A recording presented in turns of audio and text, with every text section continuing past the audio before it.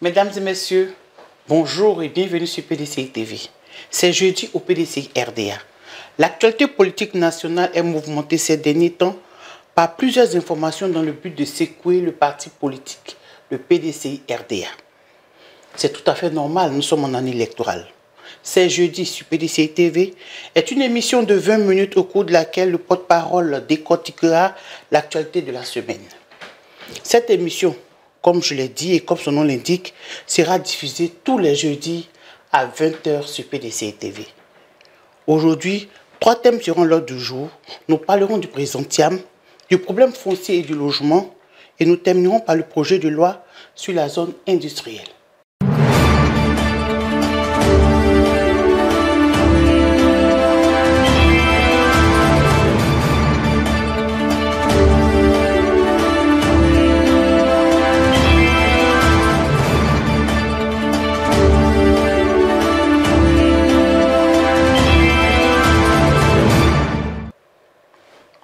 L'invité du jour, je l'ai dit, l'honorable Prédoumi Soumaïla, secrétaire exécutif en chef adjoint chargé de la communication et porte-parole du parti. Bonjour honorable. Bonjour madame. Vous allez bien? Très bien. Merci. Nous serons ensemble pour 20 minutes. Merci beaucoup. Sans autre forme de transition, abordons le premier point. Vous l'avez dit, honorable, sur plusieurs chaînes de télé et au cours de vos conférences de presse. Aujourd'hui, est-ce qu'on peut dire que le président Cheikh Tidiane Thiam n'a aucun problème d'éligibilité? Merci madame. Je voudrais solennellement et au nom du président du parti dire à tous nos militants, à tous nos sympathisants de ne point se concentrer sur des problèmes d'éligibilité. Le président Thiam est bel et bien éligible. Et nous aurons l'occasion de le détailler plus tard. Mais je répète que depuis le mois de septembre, le président Thiam a initié sa demande de se dérober de sa nationalité française, puisqu'il en a fait 2. Il est ivoirien et il était français, et il va être exclusivement, après le papier, français ou ivoirien. Maintenant, français ivoirien va devenir définitivement ivoirien, sans aucune forme de transition. Et je répète qu'au moment où je suis en train de parler, le président Thiam est à même d'aller déposer des dossiers tranquillement. Merci, honorable. Hier, mercredi 26 février, il y a une forte mobilisation spontanée des militants pour apporter leur soutien au président Tidiane Thiam. Qu'est-ce qui a motivé cette mobilisation? Merci, madame. Je pense que l'actualité faisant, le président Thiam, depuis son arrivée à la tête du PDCI RDA, a commencé à monter en puissance à chaque sortie. Et la dernière de Yopougon, qui avait été annoncée comme ça allait être un échec, et qui est celle de la société civile et tous les Ivoiriens qui ne sont pas forcément militants du PDCI RDA, a commencé à effrayer nos adversaires. Et cela, il faut trouver donc d'autres thèmes pour pouvoir le décourager. Et certains sbires qui sont manipulés sont allés déposer une plainte contre le président Thiam pour le destituer. Je vous apprends, madame, avec primeur, qu'aujourd'hui, jeudi, nos avocats sont partis au palais et le problème est donné sans suite. Sans suite? Sans suite, parce qu'il n'y a pas eu d'enrôlement du dossier. Donc je vous donne la primeur de cette information. Cela veut dire que les plaignants n'ont pas pu trouver les éléments pour aller, le dossier est classé. Mais en matière de politique, je sais qu'ils vont revenir. Mais mieux, nous avons reçu les plaignants et nous avons remonté l'amont de l'affaire et nous nous sommes rendus compte que certains pontes de pouvoir sont à la base d'initiation de ce dossier-là. Et avec la complicité de certains membres du PDCI qui veulent prendre la place du président Thiam, mais qui ne peuvent pas par les électeurs. Et nous poursuivrons un jour pour donner tous les détails possibles. Vous voulez dire que l'accusation a été motivée par certains cadres du pays? Y compris, bien entendu, avec la complicité de certains partis politiques, certains responsables des partis politiques pour lesquels nous dénoncerons au moment des conférences de presse. D'accord, merci. Monsieur l'honorable, nous abordons le second point qui est lié au problème foncier. Vous n'êtes sans ignorer que le problème foncier défraie la chronique aujourd'hui, c'est l'actualité. Et un mot du porte-parole du PDCI nous intéresserait. Oui, madame, avant d'aborder le problème foncier, je voudrais dire que sur la mobilisation d'hier, le PDCI RD a voulu démontrer que le président Thiam n'est pas venu faire un travail de one-man show. Ouais. Il est venu pour amener le PDCI RD au pouvoir. Et tous ceux qui vont s'attaquer au président Thiam, ils ne verront pas le président Thiam, ils verront le PDCI-RDA dans son entièreté, dans sa majorité pour l'attaquer. Et hier, c'était la démonstration des jeunes, des femmes et de tous les organes du parti qui sont allés au loin pour dire qu'ils revendiquent et réclament la démission du président de la CEI. Et c'est une question sur laquelle nous allons revenir dans notre prochaine conférence de presse. Et nous insistons qu'il faut que l'arbitre soit juste. Si l'arbitre n'est pas juste, nous allons faire en sorte que l'arbitre, on trouve un autre arbitre. Plutôt que de changer l'arbitre au cours du jeu, nous allons changer l'arbitre avant le jeu. D'accord. Honorable, c'est vrai, vous abordez le sujet, je reviens aussi. Il y a eu la sortie avec Maître Blessy à la RTI Première Chaîne, au cours de l'émission. Un mot. Qu'est-ce qui s'est passé? Mais il s'est passé que nous avons reçu, c'est moi-même qui ai reçu la demande de la participation à la RTI. La RTI est une chaîne publique, nous avons jugé bon donc d'y aller. Et Maître Blessy a représenté le PDCI-RDA. Dans le thème de la lettre, il était dit clairement que le PPACI aurait un représentant, le PDCI un représentant, et la CEI un représentant, et le RHDP un représentant. Il se trouve qu'arrivé là-bas, il voulait changer la règle du jeu. Et je rappelle à tous que la course politique n'est pas une course à relais. Les débats publics ne sont pas des débats à relais. Ce sont des débats qui se font comme sous forme de course à la haie. À chaque hôpital, on saute. Et il se trouve que sur le terrain, sur le plateau, on a voulu redonner d'autres règles et Maître Blessy a refusé que les règles soient modifiées et qu'on applique. Pendant qu'on a commencé l'émission, que la dame qui représente la CEI est tombée d'accord pour continuer, il se trouve, et je vous le dis, que sans que l'écran, sans que la caméra ne soit braquée sur la porte, il y a eu de l'intrusion là, dans le studio pour demander le départ de la femme. Et elle était obligée de partir. Et donc les Ivoiriens ont jugé de la CEI qui, chaque fois qu'elle, à quelque part, elle se décrédibilise. La CEI, de par son comportement, montre qu'elle n'a aucun respect pour les Ivoiriens et elle doit en tirer toutes les conséquences. Merci. Nous revenons maintenant sur le second point. Comme je le disais, le problème foncier et de logement qui défraie la chronique ces derniers temps. Un mot de... Merci madame. Je pense que le PDCI-RDA, par ma voix, condamne tout ce qui se passe dans le foncier. Depuis que ce pouvoir est là, c'est un imbroglio, je ne sais pas comment qualifier ce mot, c'est une véritable jungle. Et nous avons reçu aujourd'hui même 5 plaignants qui sont venus nous dire, et un des plaignants nous a même dit que son problème, c'est un élu du RHDP qui veut lui arracher le terrain, parce qu'il est protégé. Donc ce dossier ne peut pas prospérer.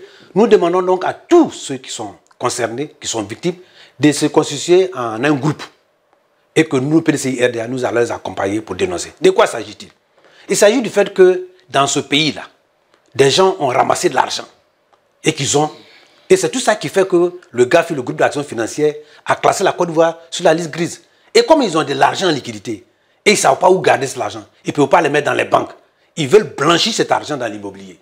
Et comme ils ont des problèmes de terrain, alors ils utilisent la force pour aller récupérer les terrains des pauvres citoyens qui prennent du temps pour payer un terrain, du temps pour construire. Ouais. Et comme eux, ils ont l'argent pour construire en 6 mois, en 1 an, et ils sont allés les déloger avec la complicité du ministère de la Construction et de l'Urbanisme, puisque c'est eux qui délivrent les papiers. Donc nous dénonçons cela. Et les Ivoiriens sont légions qui sont victimes aujourd'hui. Nous devons créer notre ras-le-bol de ce pouvoir qui n'a pas de considération pour les pauvres, pour les Ivoiriens. Il n'a que de considération que la minorité des riches. Et ça, nous devons dénoncer ça. Alors cela vient au problème du logement. Oui. De quoi il s'agit? Le RDR a promis qu'il allait faire des logements de 25 millions à tout le monde, avec de 5 millions payables sur 25 ans. Le RDR n'a reçu aucun projet. Ils ont annoncé tout dernièrement qu'ils ont 40 000 logements. Mais si on prend 40 000 logements sur 5 ans, ça fait 13 000 logements. 40 000 logements par rapport à ce qu'ils voulaient faire, 50 000 logements par an sur 5 ans, ça faisait près de combien de millions? Ça fait 13%. Et aujourd'hui, n'ayant aucune image, aucun résultat, ils vont sur la route de Bassam pour prendre le titre des privés pour dire non, voilà une partie de nos logements. Quand même. Alors, ce n'est pas la peine. Alors, on voit aussi le porte-parole du gouvernement qui dit non, écoutez, on a insulté, on a dit que M. Seredo, membre du gouvernement, a fait. Moi, je n'ai pas entendu. Ça, c'est un problème, mais on l'a entendu là. Mais écoutez, quand même. J'espère que quand moi, je vais commencer à insulter, je le fais. il ne va pas entendre, puisqu'il a des tympans sélectifs. Alors, donc c'est pas possible. Ce monsieur-là aussi, il dit, mais il fait honte au gouvernement. Il fait honte.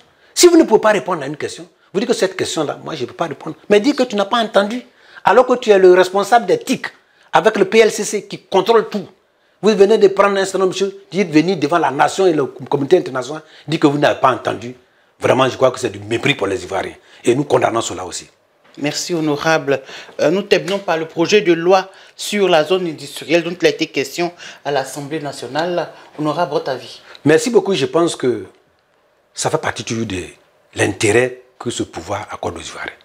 C'est un projet de loi qui est venu à l'Assemblée nationale le mardi, qui va gérer et constituer tout ce qui est terrain industriel.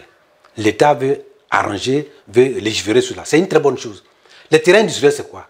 C'est-à-dire que l'État peut trouver un espace, soit à Korogo, soit à Ndakoro chez moi, soit partout, pour dire, cet espace-là, nous allons faire un espace de construction de terrains industriels. Alors, il faut le gérer. Nous avons regardé la loi. Nous avons estimé que cette loi-là, c'est bien, mais il fallait introduire le côté foncier rural.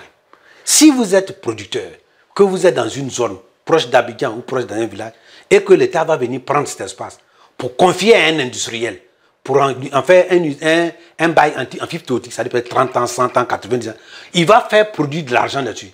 Il va partir avec son économie. Mais toi qui es propriétaire foncier rural, là, il faut que l'État mette dans la loi qu'on doit te dédommager. On me dit non, qu'il y a un arrêté interministériel. Mais moi, c'est moi qui suis à la base de cet arrêté interministériel. À beau faire, j'ai soumis cet amendement, le ministre a refusé, on a soumis au vote, comme on est minorité, on a perdu. Ça veut dire qu'aujourd'hui, si vous êtes à Komborodougou, qu'on va installer une zone industrielle, que les gens viennent, vous n'avez pas au niveau de la loi, je dis bien au niveau de la loi, vous n'avez pas un moyen de vous défendre.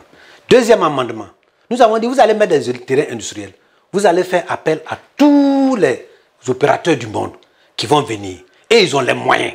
Les Ivoiriens n'ont pas les moyens. Donc, pour créer les champions nationaux, il faut que dans la loi, on mette qu'une partie, on dit une partie de ce terrain industriel doit être réservée aux Ivoiriens. Le ministre a dit non, que lui, il a besoin d'argent. Les Ivoiriens n'ont pas les moyens. Ceux-là, s'ils n'ont pas les moyens, on fait comment? On a dit non, mais c'est l'État qui doit créer les conditions pour qu'ils aient l'argent. J'ai donné un exemple. J'ai dit, toutes les agro-industries, que ce soit Palmisi, que ce soit SOGB, que ce soit tout ce qui est là, c'est l'État ivoirien qui a fait déjà des sociétés d'État et après a cédé. Donc il faut donner cette impulsion-là aux Ivoiriens. Il dit pas question, on a soumis au vote, on a été battu. Donc vous voyez que ce pouvoir-là, il ne pense qu'à ceux qui ont l'argent. C'est pourquoi les Ivoiriens doivent se joindre au PDCI RDA pour dire qu'en octobre, on doit les chasser démocratiquement pour que le PDCI vienne pour s'occuper des Ivoiriens. Il ne peut pas vous faire des logements, il ne va pas vous donner du travail, vous n'aurez pas de l'argent, vous êtes pauvres. Quand vous allez avoir vos terrains, ils vont vous arracher.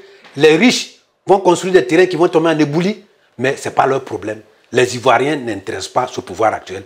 Et madame, je vous en prie, disons à tous les Ivoiriens qui me regardent, gardons notre calme, attendons 8 mois, allons voter pour le PDCI RDA, pour chasser cela du pouvoir, pour que la Côte d'Ivoire revienne aux Ivoiriens qui ont souci de partager la richesse de notre pays. Oui, le PDCI a pour souci de partager la richesse du pays équitablement entre les Ivoiriens, entre les enfants de ce pays. Honorable, merci de nous avoir éclairés. Ben, j'ai envie de dire votre dernier mot. Mon dernier mot, c'est que nous, PDCI RDA, nous avons un calendrier bien précis. La révision de la liste est une priorité. Et c'est pourquoi nous ne voulons pas nous départir de ces questions qui nous enlèvent la priorité de cette question. La révision de la liste 3. Nous irons très bientôt à notre bureau politique pour fixer la convention, pour confirmer le président Thiam comme notre candidat aux élections présidentielles 2025. Et nous demandons à tous les Ivoiriens qui veulent le changement, surtout les jeunes, vous avez l'occasion, c'est Tidjane Thiam, votre champion pour 2025. Président de la République, Tidjane Thiam s'occupera de tous les Ivoiriens, quelle que soit votre origine, quel que soit vos niveaux, quel que soit votre état de vie. Et vous aurez une Côte d'Ivoire juste et équitable qui va partager la richesse de notre pays au profit de tout le monde, non pas au profit d'une minorité. Merci honorable. On va dire que la solution, c'est l'élection du président Tidjane Thiam en octobre 2025. Merci de nous avoir suivis, chers téléspectateurs. À très bientôt. Prenez soin de vous. Dieu nous garde. Bonsoir. Vivons l'actualité sur PDCI TV tous les jeudis avec l'honorable Brindoumi Soumaïla.